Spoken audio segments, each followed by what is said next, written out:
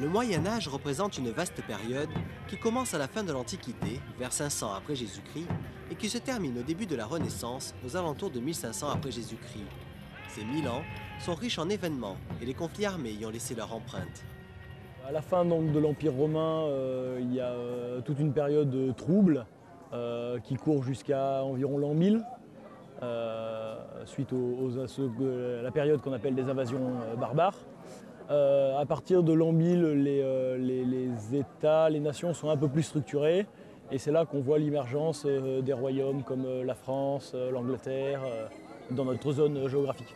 L'agriculture évolue, donc c'est la capacité à nourrir la population.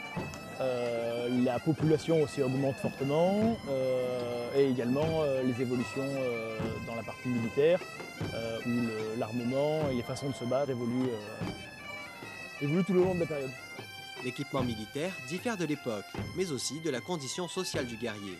Entre le piéton et le chevalier, il y avait déjà une grosse différence en termes de moyens.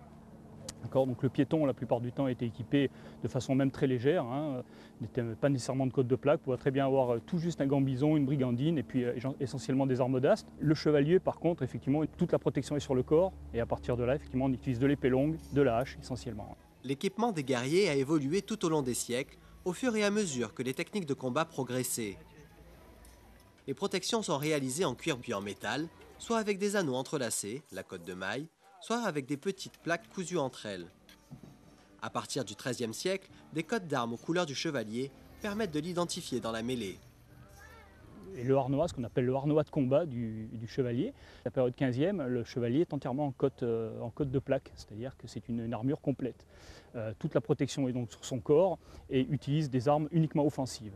Si on remonte dans le Moyen-Âge, on avait des protections qui étaient moins importantes et effectivement des défenses actives du type bouclier ou pavois beaucoup plus importantes. Donc le chevalier 15e s'habillait avec de la cotte de plaque, c'est-à-dire des plaques d'acier qui sont formées, ajustées sur le corps pour protéger à la fois les membres inférieurs, membres supérieurs, tout le thorax, le haume pour la tête. Et effectivement, ce harnois a changé dans les années. Jusqu'au début du XVe siècle, les chevaliers tenaient une place importante dans la société et dans les armées. Le chevalier, donc, c'est l'homme d'armes qui est censé défendre la communauté contre ses ennemis. En échange de quoi, cette population lui fournit ce qui est nécessaire à ses besoins, la nourriture, l'équipement. Ça va évoluer au fur et à mesure de la période quand ils vont devenir la classe dirigeante, où finalement ils vont plus exploiter leurs paysans que les protéger véritablement des dangers de leur communauté. Donc c'est un guerrier qui combat à cheval, donc d'où son nom, chevalier.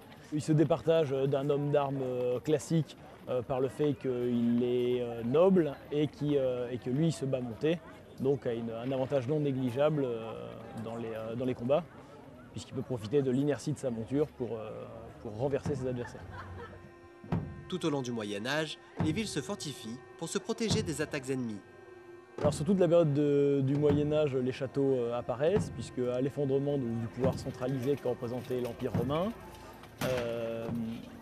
tous les petits seigneurs locaux fabriquent son château pour défendre sa population. Donc c'est une période qui voit énormément de châteaux se construire, châteaux qui vont se moderniser et s'améliorer tout le long de cette période. Donc au début, on a un château qui est généralement une palissade de bois, qu'on peut assaillir avec n'importe quel moyen conventionnel, en l'escaladant, en la brisant, voire en l'enflammant.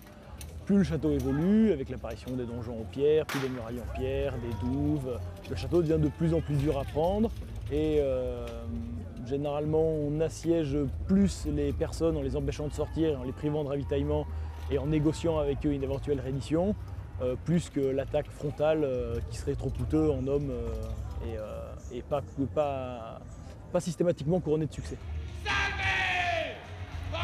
Même si le Moyen-Âge est ponctué de nombreuses guerres, de longues périodes de paix permettent à la population de prospérer. Pour s'entraîner, les chevaliers organisent des tournois. Ils combattent les uns contre les autres, joutes pour les cavaliers, pas d'armes pour les hommes qui se battent à pied. Vas-y, Jola! Oui, c'est bon ça!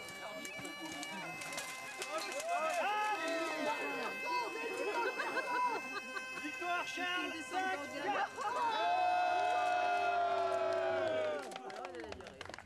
En 1000 ans d'histoire, les costumes ont beaucoup évolué, surtout pour les gens fortunés issus de la noblesse ou de la bourgeoisie.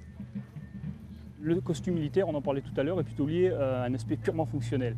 Modification des armes, donc modification du costume. Le costume civil, lui, suit des modes. Donc effectivement, tu prends un costume civil 12e ou 13e, ne sera pas du tout le même qu'un 14e.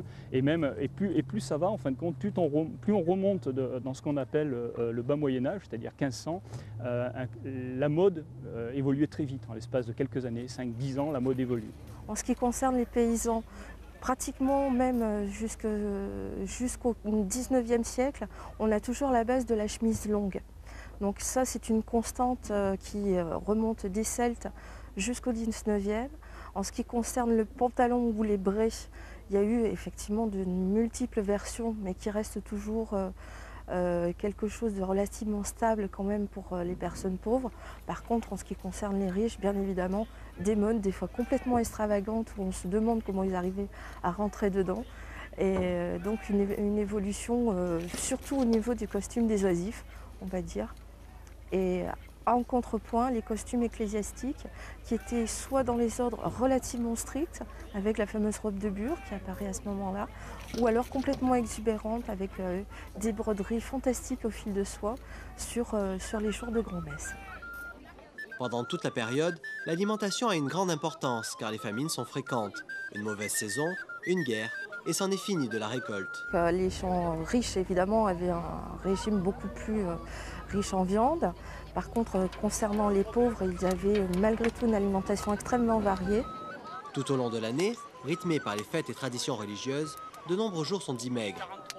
La cuisine du Moyen-Âge présente certaines qualités diététiques, assez peu de corps gras, peu de sucre et beaucoup de légumes. On mangeait essentiellement des céréales avec tout un panel très important qu'on est en train de redécouvrir, tels que le sarrasin, le millet, le petit épeautre. Beaucoup d'autres légumes qui ont un peu disparu aussi. Il y a pas mal de salsifis, tout ce qui est chou aussi. Et de nombreuses potées où on récupérait ce qu'on avait réussi à avoir. Tant qu'il avait un peu de goût, il était dans la soupe. Et on arrivait à faire de très très bonnes compositions, tout à fait équilibrées, avec des fois des éléments qui peuvent paraître un peu bizarres maintenant. Ils sont tout à fait équilibrés au niveau diététique. Il faut savoir aussi que les pommes de terre, les tomates et les courgettes sont arrivées bien plus tard. Donc au Moyen-Âge, ça n'existait pas du tout. La boisson principale est le vin, l'eau pouvant être contaminée et rendre malade. Le traitement des eaux usées n'était pas forcément aussi important que maintenant ou que du temps des Romains. Donc effectivement, on avait tendance à couper l'eau avec un peu de vin qui désinfectait en fait, parce qu'en général c'était des immondes piquettes. Et une consommation de vin, oui, mais jamais pure, parce que de toute façon, au niveau palais, c'était absolument insupportable.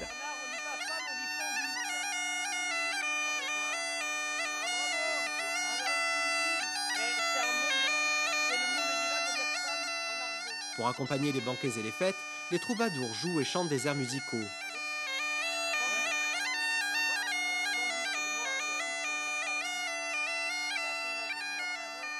Il y avait un répertoire profane et instrumental qui est finalement très riche. Il y avait deux catégories d'instruments. Il y a ce qu'on appelait les hauts instruments qui sonnent fort et les bas instruments.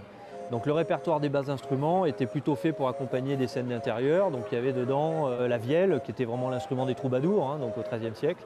Il y avait un certain nombre de percussions, plutôt des tambours sur cadre, pas tellement des tambours tels qu'on les connaît aujourd'hui, mais des cadres avec une peau tendue dessus, donc pour des percussions plutôt légères.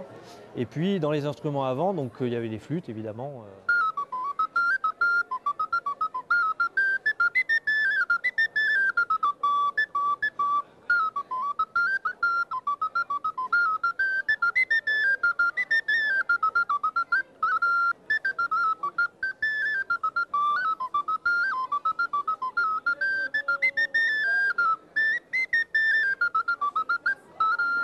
Et sinon, il y avait ce qu'on appelle les hauts instruments, donc les cornemuses, tout ce qui est l'ancêtre des trompettes, donc des instruments très sonores, qui accompagnaient les processions, qui accompagnaient les entrées des seigneurs, des ducs, des comtes dans les cités, et qui accompagnaient aussi le bal. Donc quand on parle musique profane, évidemment, on vient tout de suite à la danse. Ce qu'il faut savoir, c'est que les seules traces qu'on a aujourd'hui de traités de danse, vraiment proprement du médiéval, c'est au XVe siècle.